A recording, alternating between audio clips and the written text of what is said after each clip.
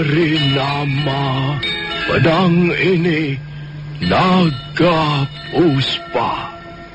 Selamatkan dia.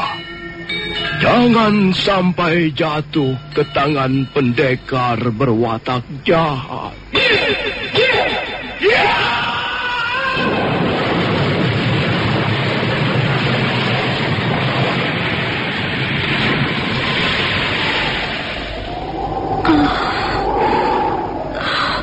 Kakang Kamandanu,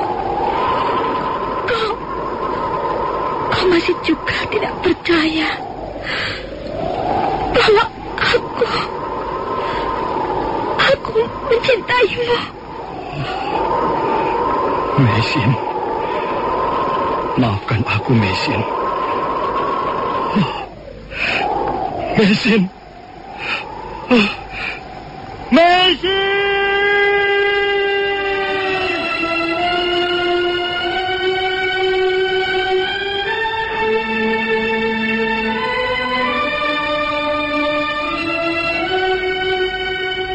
Tutur Tinula.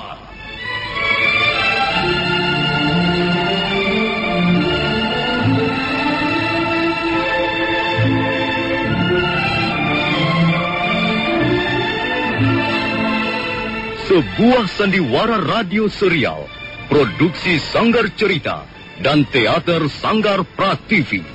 Sebuah kisah dengan latar belakang sejarah runtuhnya Singasari dan berdirinya Kerajaan Majapahit.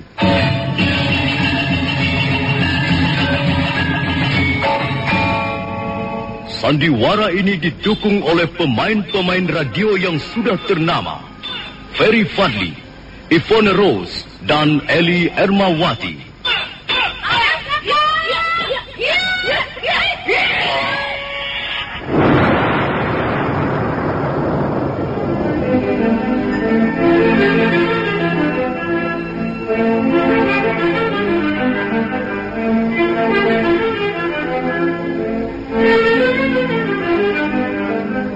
Naskah disusun dan diolah oleh S. Tijab. Hiasan musik dan sutradara C. Ispriyonoka. Kali ini mengetengahkan episode ke-8 dengan judul Angkara Murka Merajalela.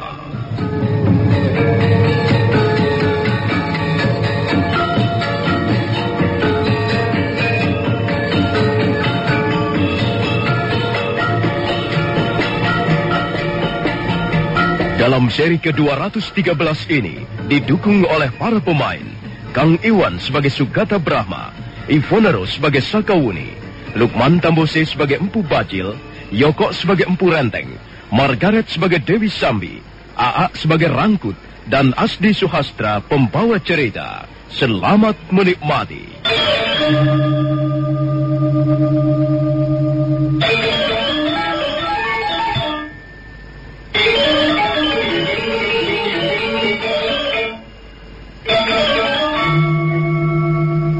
Empu Bajil merasa girang mendapat laporan dari Caran Lejong tentang Sakawuni. Dia menduga keras bahwa Sakawuni tentulah mempunyai hubungan dengan Arya Kamandanu. Paling tidak dia pasti akan bisa dimintai keterangan tentang Arya Kamandanu. Sampai saat ini Empu Bajil masih penasaran. Dia ingin sekali memiliki pedang Naga Puspa. Karena itu dia bermaksud meringkus Sakawuni. Hal itu dilakukan juga karena dia ingin mengambil muka di depan Kebo Mundarang. Dia ingin berbuat jasa pada pemerintah Kediri. Maka setelah dirasa segala sesuatunya siap, pendekar cebol dari lereng Tengger itu pun memerintahkan anak buahnya agar segera berangkat ke lereng Bromo, ke rumah kediaman Ki Sugata Brahma.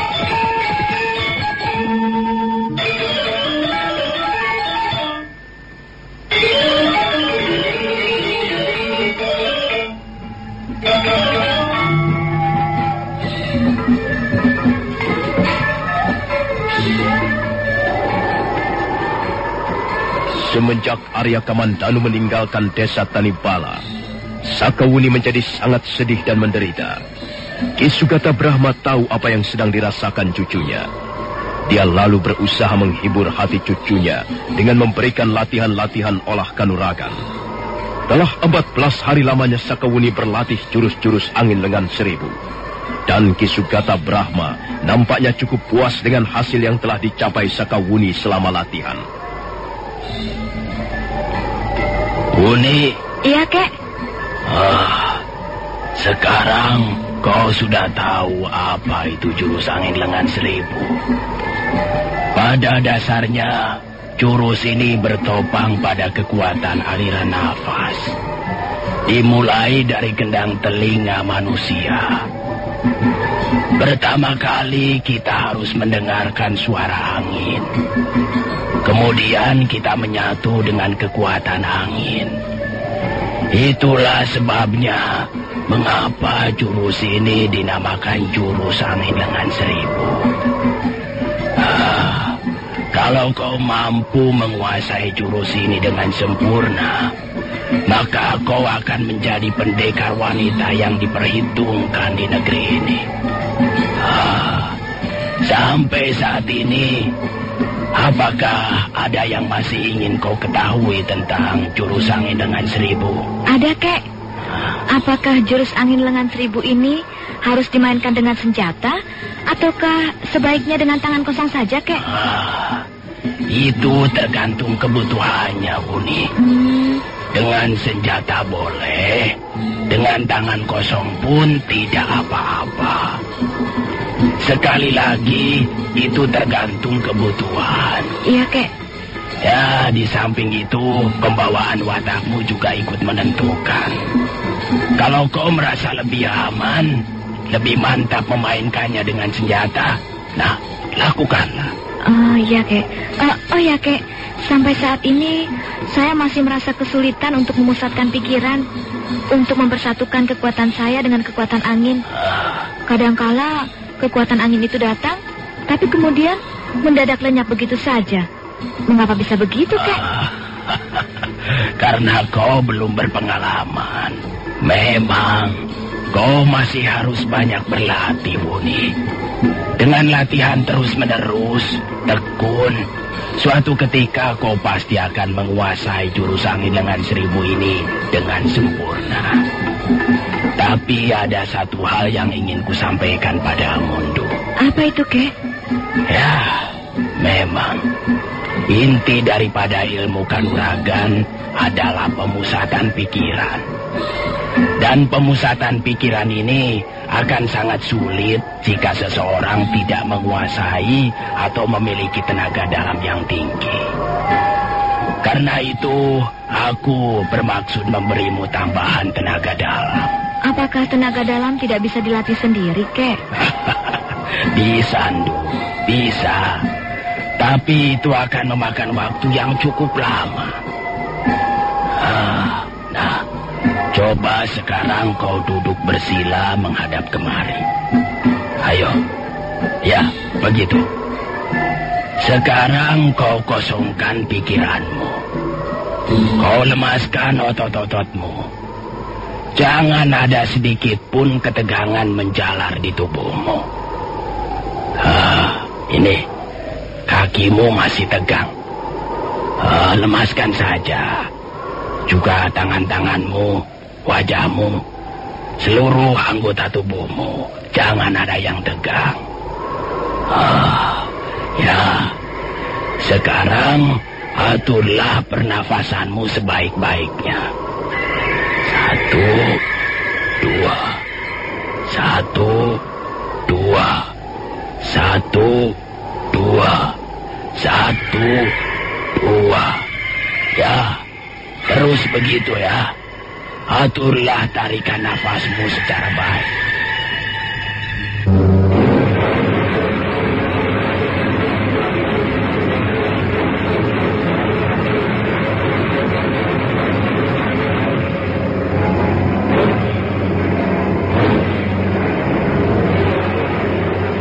Ki Sugata Brahma duduk bersila tepat di hadapan Sakawuni. Kedua belah telapak tangannya diletakkan di atas paha. Pendekar lengan seribu itu lalu memejamkan matanya rapat-rapat dan mulai mengatur pernafasannya.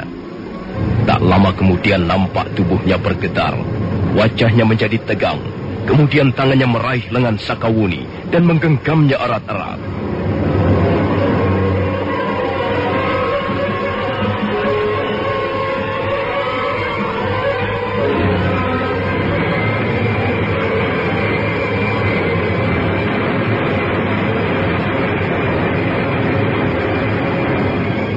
Sakawuni merasakan ada hawa dingin mencalar di sekujur tubuhnya. Hawa dingin itu terus mencalar memasuki rongga-rongga tubuhnya. Kemudian telinganya menangkap suara angin yang menderu-deru. Suara angin itu semakin lama semakin kencang, dan Sakawuni merasakan dadanya agak sesak. Sementara itu Kisugata Brahma terus menyalurkan tenaga dalamnya. Mendadak, orang tua itu tersengal-sengal, seperti merasa kesakitan yang amat sangat.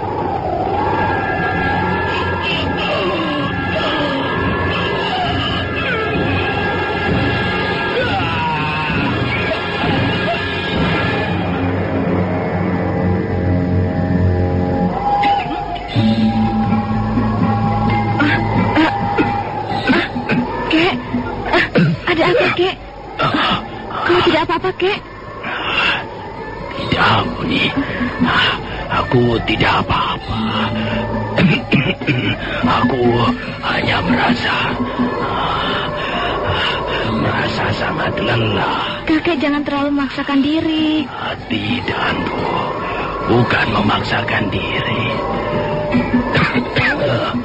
Memang kakek sudah seharusnya melakukannya.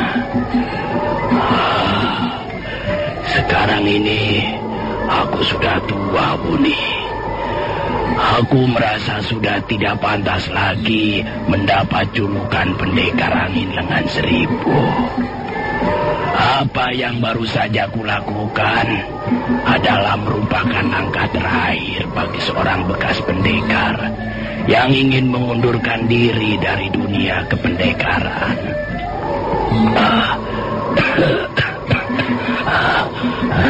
Apa maksudmu, Kek? Aku masih belum mengerti. Ya, sekarang ini kakekmu sudah tidak mempunyai tenaga dalam lagi, Nduk. Tenaga dalamku sudah seluruhnya aku pindahkan ke dalam dirimu. Sekarang ini tubuhku sudah menjadi kosong. Aku sudah bukan pendekar lagi. Aku sudah menjadi orang biasa, Nduk. Mengapa harus begitu, Kek? Ya, memang harus begitu. Seorang pendekar, jika dia ingin surut, maka dia harus mewariskan ilmunya pada orang yang lebih muda, yang dipercayainya. Ini sudah lumrah, Nduk. Ilmu hanyalah barang titipan. Tidak selamanya manusia memilikinya. Manusia hanyalah sepotong bambu bagi sebuah pancuran air. Dia hanyalah dipergunakan air untuk lewat. Setelah air itu lewat, apalagi yang dimilikinya? Tidak ada. Tidak ada apa-apanya. Hanyalah sepotong bambu. Tapi setidak-tidaknya kita harus berusaha menjadi sepotong bambu yang baik, yang tidak bocor, sehingga air kehidupan bisa melewatinya dengan aman, tidak tumpah kemana-mana.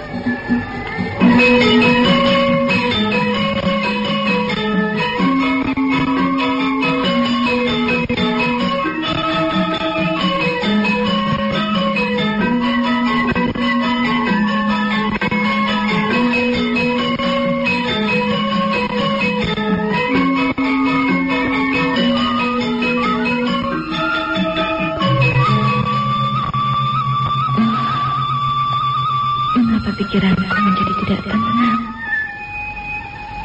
Ada sesuatu yang tidak enak menyelinap di balik hatiku. Sesuatu yang terasa kosong, sunyi, hampa. Kalau akhirnya hanya akan seperti ini, Lebih baik aku tidak pernah bertemu dengan orang yang bernama Arya Kamadanu. Wah, betapa mahal yang harus dibayar untuk sebuah cinta. Alangkah mahalnya. Aku harus membayarnya dengan luka yang tidak mungkin disembuhkan untuk selama-lamanya. Luka yang akan selalu membekas di dalam hatiku dan terbawa sampai ke liang kuburku.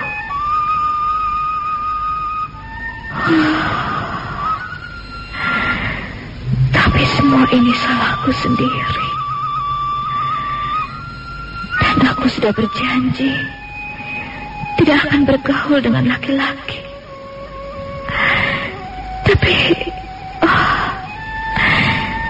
Tapi kenapa aku harus mengingkari janjiku itu? Dan sekarang beginilah akibatnya. Aku sendiri yang menjadi korban. Kek. Kau masih belum tidur juga, Wuni? Aku tidak bisa tidur, Kek. Sudahlah, Wuni. Kau harus melupakan Anggir Kamandanu. Aku sudah mencobanya, Kek. Tapi aku selalu gagal. Kenapa bisa begitu, Kek? Mengapa bisa begitu? Iya. Ya, memang harus begitu, Nduk. Itulah dunia kehidupan anak-anak muda. Kau tidak perlu heran. Nanti suatu saat kau akan mengerti juga. Tapi sekarang ini, Kek.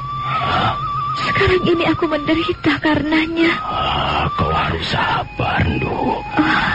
Gunakanlah akal sehatmu. Akal sehat harus bisa kerjasama dengan perasaan. Perasaan bisa memberikan kepada manusia hal-hal yang menyenangkan. Tapi jangan biarkan dia hidup terlalu liar. Gerakan-gerakannya harus dibatasi. Dan akal sehatlah yang membatasinya, mengaturnya, menuntunnya. Perasaan bisa membuat manusia tertawa.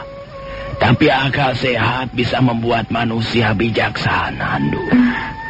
Kata-katamu itu masih sukar untuk dimengerti, Kek. Bagaimana penjabarannya? Marilah kita bicara langsung pada persoalannya, Wuni. Sekarang ini pikiranmu sedang risau. Hatimu sedang tidak tenang. Jiwamu sedang goyah. Dan semua itu karena laki-laki, bukan? Kau kecewa begitu tahu bahwa Anggir Kamandanu ternyata sudah mempunyai seorang istri. Laki-laki memang patut dibenci. Tidak, Andu. Tidak. Kebencian tidak akan mengatasi persoalan. Justru kebencian akan semakin memburuk keadaan. Maksud kakek, aku harus mengampuninya? Ya, tidak ada jalan lain lagi, Andu. Kau harus mengampuninya. Kau harus melupakannya. Dia sudah berbuat tidak adil padaku, Kek. Mengapa aku harus mengampuninya? Kalau ku ingat-ingat kembali, malu sekali rasanya. Laki-laki memang gombal. Dengarlah baik-baik, Ndu. Segala yang hidup di muka bumi ini tidak berjalan dengan sendirinya. Mengapa angin harus bertiup ke utara dan bukan ke selatan? Mengapa langit harus berwarna biru? Udara di lereng Gunung Bromo ini sangat sejuk. Mengapa harus begitu? Laut tidak bergelombang dengan sendirinya. Matahari tidak terbit dan tenggelam dengan sendirinya.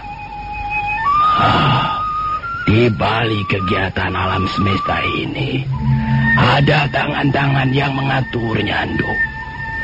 Tangan-tangan yang sangat perkasa.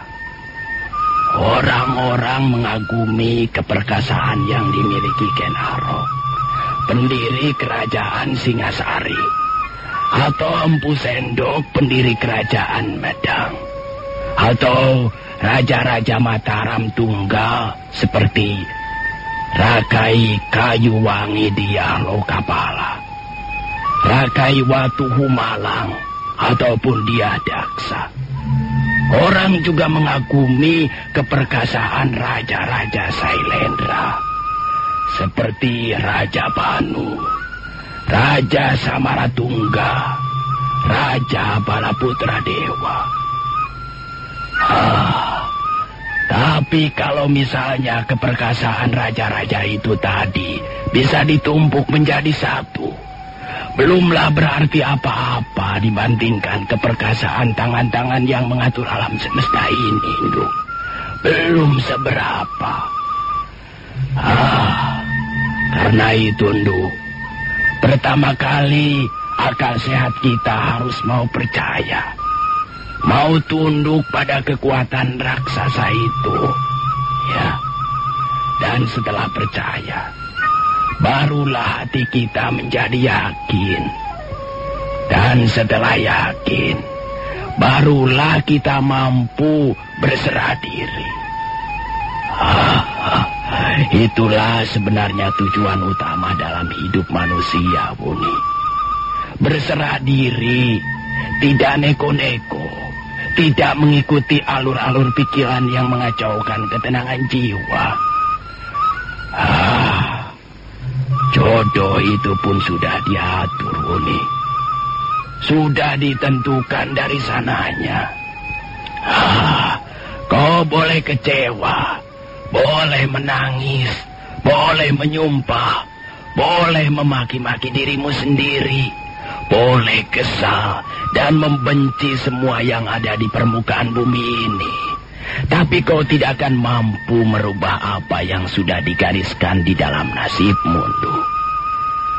Kalau memang Anggir Kamandanu itu menjadi jodohmu, dia tidak akan kemana-mana lagi. Kalian pasti akan bertemu lagi. Nah, bagaimana, Nduk? Kau bisa menerima penjelasan dari kakekmu ini?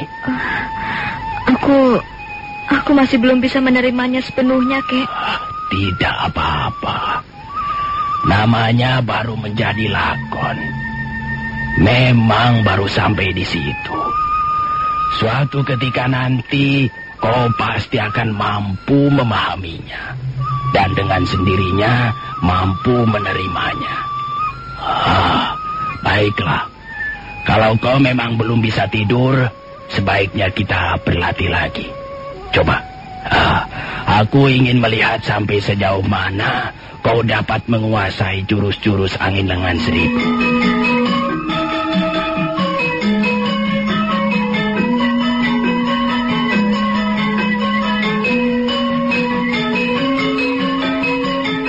Ki Sugata Brahma dan Sakawuni lalu melangkah ke halaman. Sakawuni duduk bersila di tengah-tengah halaman, sementara Ki Sugata Brahma berdiri di sebelahnya. Kau sudah siap, Nduk? Siap, Kek. Nah, sekarang mulailah.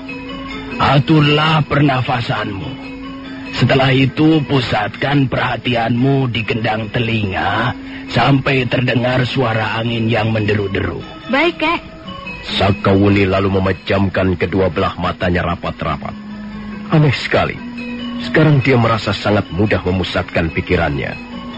Dalam waktu yang tidak terlalu lama, dia sudah dapat menangkap suara angin yang menderu-deru. Semula suara angin itu hanya terdengar sayup-sayup sampai di kejauhan sana. Tapi semakin lama, suara angin itu semakin kencang. Tubuh Sakawuni menjadi bergetar. Lengan-lengannya ikut bergetar. Wajahnya menjadi tegang. Dalam keadaan seperti itu, Sakawuni lebih nampak seperti seorang ahli sihir daripada seorang gadis tani bala yang berhati polos.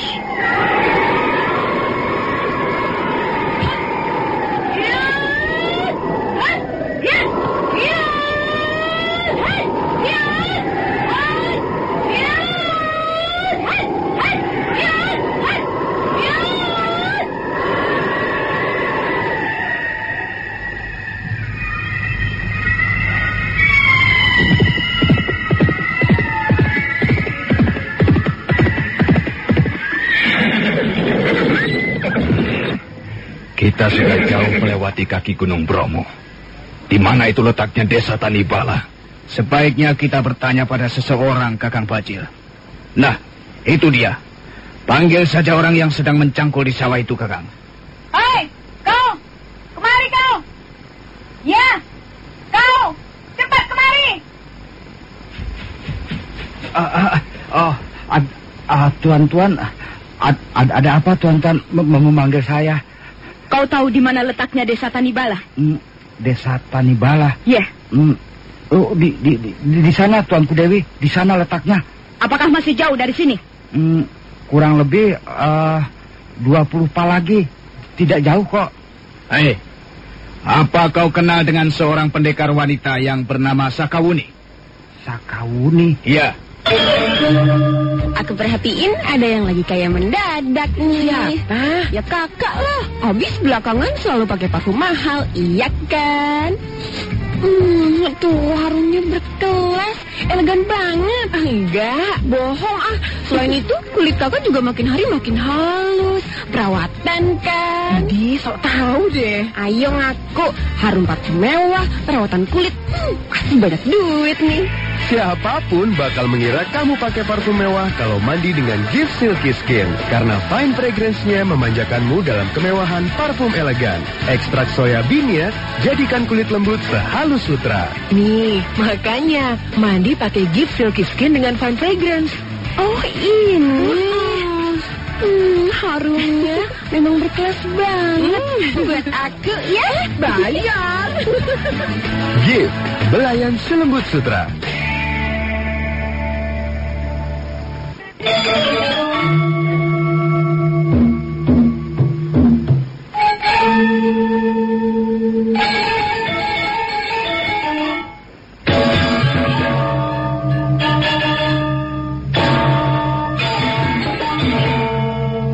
Ki Sugata Brahma telah mewariskan seluruh ilmunya pada cucunya Sakawuni.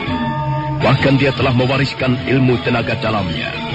Sementara itu, rombongan Empu Bajil sudah mulai naik ke lereng Gunung Bromo. Sebelum mencapai desa Tanibala, mereka bertanya kepada Rangkut yang pada waktu itu tengah mencangkul tegalan. Apakah desa Tanibala masih jauh dari sini? Tidak, Tuanku Dewi.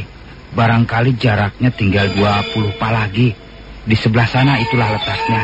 Sudahlah. Tak ada perlunya kita berlama-lama di tempat ini. Ayo kita teruskan perjalanan. Hiya, hai, hiya, ha, hiya, ha, hiya. Itu tadi.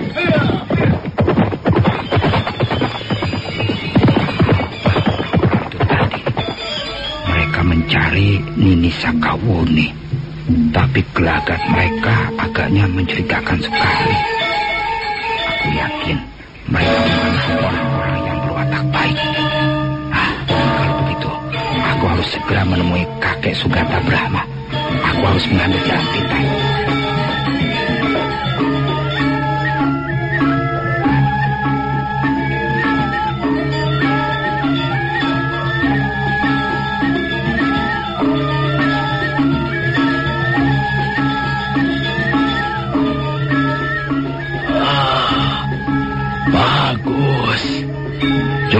Jurus angin lengan 1000 yang kau kuasai sekarang ini sudah jauh lebih baik.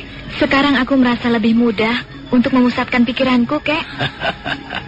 Tapi kau masih harus terus berlatih dengan tekun. Sekarang ini justru aku sangat mengkhawatirkan kesehatanmu, Kek. Nampaknya kau sekarang lemah.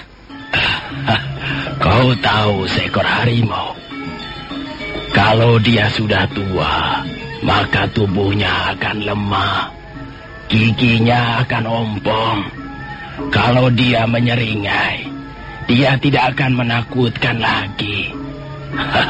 Bukankah sudah kukatakan padamu, Ndu, bahwa sekarang ini aku sudah tidak mempunyai apa-apa lagi. Tubuhku sudah kosong melompong. Apa yang selama ini kumiliki telah kuwariskan sepenuhnya kepadamu. Kaulah yang nanti akan meneruskan kependekaran lengan 1000. Oh ya, Kek. Dibutuhkan waktu berapa lama untuk menguasai jurus-jurus angin lengan 1000 ini secara sempurna? Ya, Itu tergantung pada orangnya. Tergantung dari bakat dan semangatnya. Kalau kau berbakat dan penuh semangat, rajin berlatih, ya, maka dalam waktu yang tidak terlalu lama, kau sudah akan mampu menguasai jurus-jurus lengan seribu secara sempurna. Tapi kau tidak perlu buru-buru, Wuni. Perlahan-lahan saja, supaya penguasaanmu nanti jauh lebih mantap. Belajar ilmu tidak bisa sekali makan lalu kenyang. Gunakanlah ilmu tetesan air. Jika air itu hanya setetes, apalah artinya. Tapi jika air itu menetes terus-menerus, bertahun-tahun, tak henti-hentinya, maka sebongkah batu karang yang sangat keras pun akan mampu dilobanginya. Nah, begitulah dasar-dasarnya belajar ilmu yang benar. Harus disertai kesabaran dan ketekunan. Kau mengerti apa yang kumaksudkan, Duk? Iya, Kek. Aku mengerti. Dan aku akan selalu menuruti nasihat-nasihat kakek Sugata Brahma. Aku akan belajar terus-menerus untuk menyempurnakan jurus-jurus angin lengan seribu, Kek. Waduh, wah celaka, Kek, celaka, Kek. Ada apa, Rangkut? Mengapa kau lari tergopoh-gopoh? Apa yang telah terjadi? Itu, Kek, ada orang-orang berkuda menuju kemari, Kek. Mereka mencari Nini Sakawuni. Nampaknya gelagat mereka cukup mencurigakan, Kek. Ada berapa orang semuanya, Paman Rangkut? Banyak, Nini, banyak sekali. Salah seorang di antaranya yang agaknya menjadi pemimpinnya bertubuh pendek sekali. Orang itu membawa sebatang tongkat yang menyerupai itu seekor ular yang melilit-lilit. Empu Bajil. Pasti mereka adalah Empu Bajil dan kaki tangannya. Ya, aku juga sudah mendengar nama itu. Empu Bajil, pendekar yang mempunyai ajian Segoro Geni. Biarlah aku yang akan menyongsong mereka, Kek. Jangan, Duk, jangan. Kau tidak akan mampu mengalahkan mereka. Mereka adalah pendekar-pendekar pilih tanding, Duk. Tapi aku tidak takut menghadapi mereka, Kek. Ini bukan persoalan takut atau berani, Duk. Kau harus bisa mengukur kemampuanmu. Kukira untuk saat ini kau belum mampu mengalahkan mereka. Karena itu lebih baik kau bersembunyi saja. Bersembunyi? Iya. Sebaiknya kau segera pergi meninggalkan rumah ini. Lalu bagaimana dengan kakek? Biar akulah yang akan menghadapi mereka itu. Tapi, Kek, tapi... Cepat pergi, Nduk. Pergilah. Ini perintahku. Kalau kau ingin menjadi cucuku yang baik, menjadi murid yang baik, kau harus menuruti kata-kataku. Cepat pergilah dari tempat ini segera. Ayo. Tapi, Kek, aduh, bagaimana dengan kakek nanti? Jangan pikirkan diri kakekmu. Aku sudah tua. Kau yang masih muda, yang masih mempunyai harapan lebih banyak, harus segera mengambil langkah-langkah yang bijaksana. Ayo cepat, Uni. Cepat tinggalkan tempat ini. Kek, mereka sudah datang. Dengar, mereka sudah datang. Cepat, Uni. Cepat ambil jalan belakang. Jangan sampai mereka melihatmu ada di tempat ini. Ayo. Aduh, Sakawuni. Aku ini apamu, Aku ini adalah kakekmu. Tapi aku juga gurumu. Sekarang ini gurumu memerintahkan agar kau segera pergi dari tempat ini. Ayo cepat turuti kata-kataku. Ayo pergi. Baik, Kek, baik.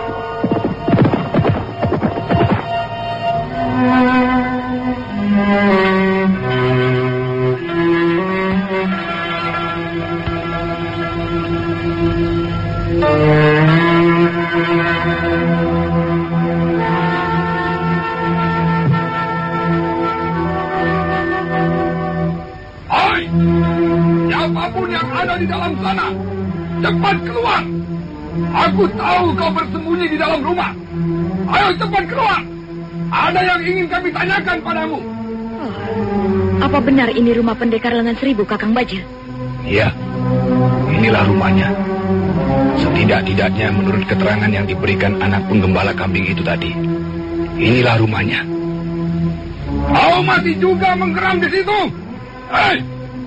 Kau ingin membuat kami semua marah dan mengobrak-abrik isi rumahmu? Hah? Kami datang bukan dengan maksud yang jahat. Kalau kau menyambut kehadiran kami dengan baik, kami pun akan berlaku dan bersikap baik pula. Tadi kau masih belum mau keluar juga, ha? Ayo, cepat keluar pendekar lengan seribu. Kau mempunyai nama yang harum dalam dunia kependekaran. Mengapa harus bersembunyi seperti tikus? Cepat keluar. Nah, dia keluar, Kakang Bajil.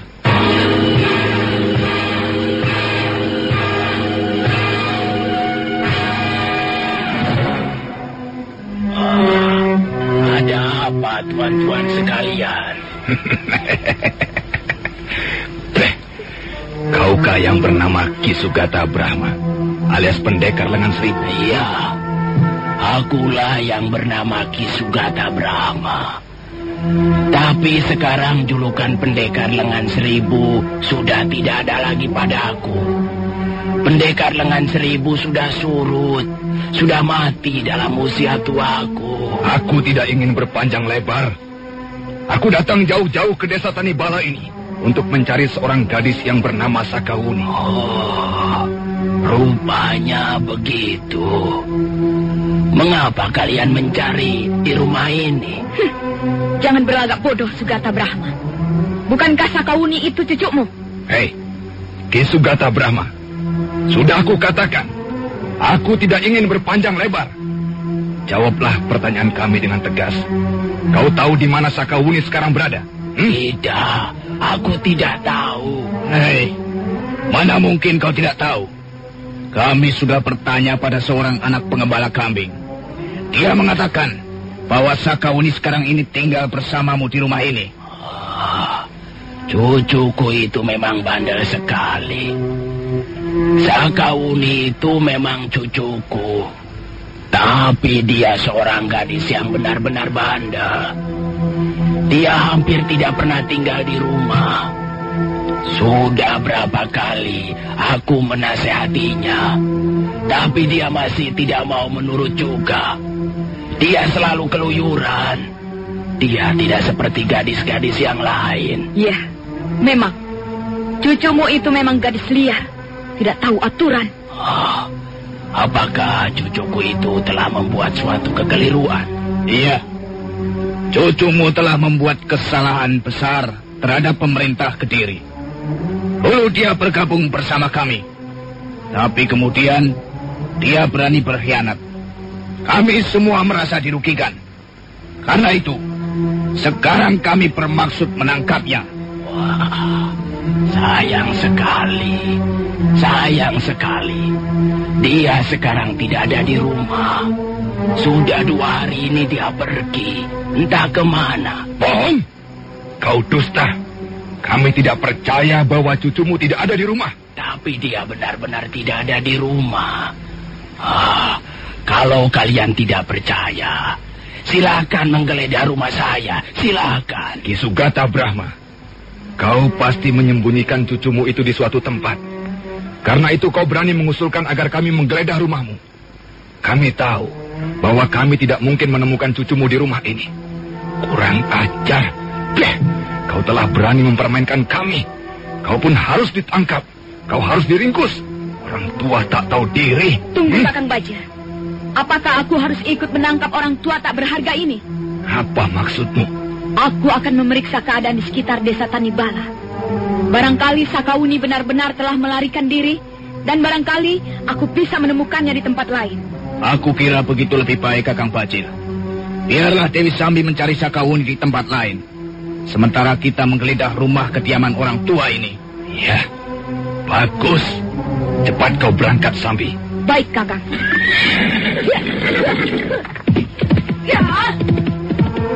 Nah, bagaimana Ki Sugata Brahma? Kau masih tidak mau mengaku? Aku sudah memberikan keterangan kepada kalian. Kalau kalian masih juga belum puas, Maaf saja, aku tidak bisa berbuat lebih banyak. Berdebat. Manusia jompo tidak tahu diuntung. Kau akan menyesal karena telah melindungi cucumu Ki Sugata Brahma. Ayo, turun kalian dari kuda. Ringkus si tua bangka ini. Kalau melawan, bunuh saja.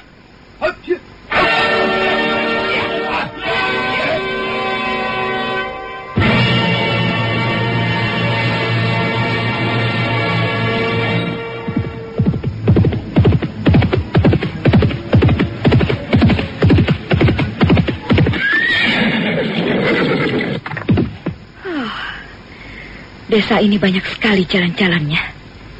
Banyak simpangan ke sana kemari. Aku jadi bingung sendiri. Tapi aku yakin Sakawuni sudah pergi menyembunyikan diri. Kalau saja dia kutemukan, akan kubunuh saat ini juga. Itu dia. Mungkin dia itulah orangnya. Dia berlari-lari kecil menyeberangi semak belukar. Gerakannya sangat mencurigakan. Pasti dialah Sakawuni.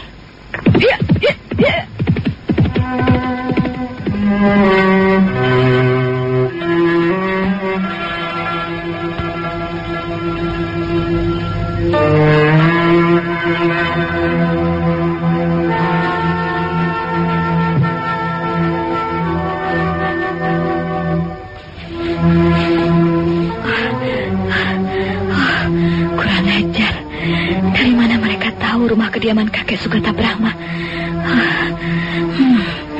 Sebenarnya aku tidak sampai hati meninggalkan kakek Sugata sendirian di rumah. Tapi kakek telah memaksaku pergi. Dan kelihatannya dia marah sekali ketika aku ingin bertahan di rumah. Siapa yang berkuda seperti dikejar setan itu?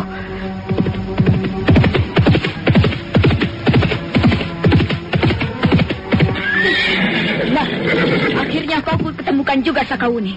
Mau lari kemana kau? Rupanya kau Dewi Sambi. Ya, aku datang untuk menangkapmu, Sakawuni. Lakukanlah, kalau kau memang bisa. Kurang ajar. Kau sombong. Sejak semula aku memang sudah tidak menyukaimu, Sakawuni. Sejak pertemuan kita yang pertama kali di Candi Sorabana. Rupanya kau seorang wanita pendendam, Dewi Sambi. Ya, aku menaruh dendam padamu. Dan sekarang ini, aku mendapat kesempatan untuk melampiaskan dendamku itu. Kau sudah berkhianat pada pemerintah Kediri. Kau sudah merugikan pemerintah Kediri. Karena itu, kau harus diringkus. Kau harus diseret-seret sampai ke alun-alun Kediri untuk diadili. Dan akulah yang akan menangkapmu. Meringkusmu sekarang ini, Sakawuni. Sepertinya kau bangga sekali menjadi kaki tangan pemerintah Kediri. Tutup mulutmu. Itu bukan urusanmu. Sakawuni, kau bisa membuat tugasku menjadi ringan. Kalau kau mau menyerahkan diri, maka berarti kau membuat tugasku menjadi ringan. Apa aku tidak mempunyai pilihan lain? Ada. Tapi pilihan lain itu tidak banyak artinya. Dan pilihan lain itu hanya akan mengantarkan nyawamu lebih cepat.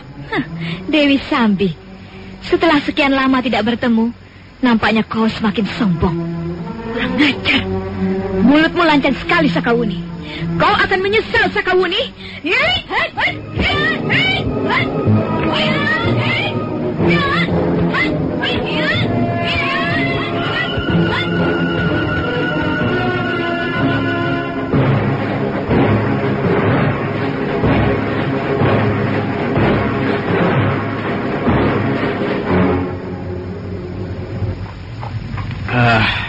Beres, Kakang Pacil.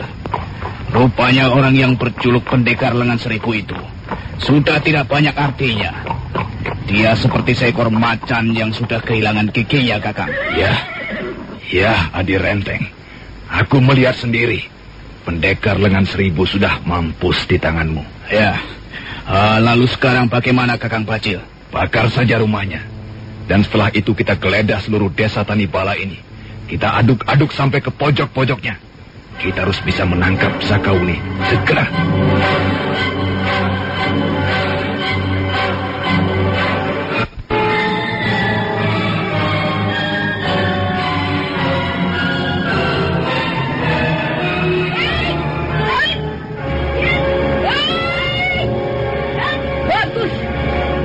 sekali. Rupanya kau mempunyai kemajuan yang cukup berarti, Sakawuni. Tapi jangan dulu berbangga hati kau. Kau akan segera mampus dengan aji tapak wisaku ini.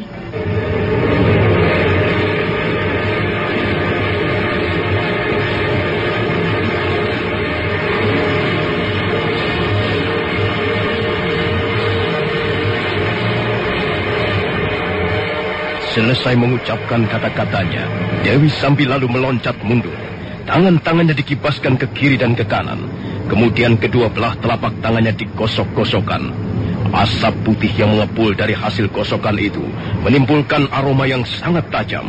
Itulah pertanda Dewi Sambi mempersiapkan ajian pamungkasnya yang bernama ajian tapak wisa. Nah, Sakawuni, kalau kau masih juga belum mau menyerah, kau pasti akan segera binasa di tanganku. Sakawuni hanya tersenyum tipis. Kemudian gadis itu pun melompat mundur. Lalu dia menutup kedua belah telinganya. Tubuhnya segera bergetar dengan hebat. Itulah pertanda dia sedang mempersiapkan jurus-jurus angin lengan seribu.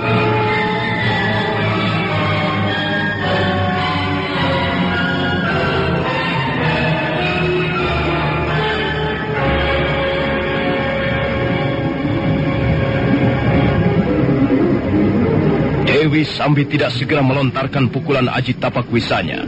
Untuk sesaat lamanya dia menatap Sakawuni dengan mata tak berkedip. Mereka bertatapan. Dua pendekar wanita tangguh itu pun sudah berhadap-hadapan. Yang satu dengan aji andalannya ilmu tapak wisa, sedang yang satunya lagi dengan jurus-jurus maut angin lengan seribu.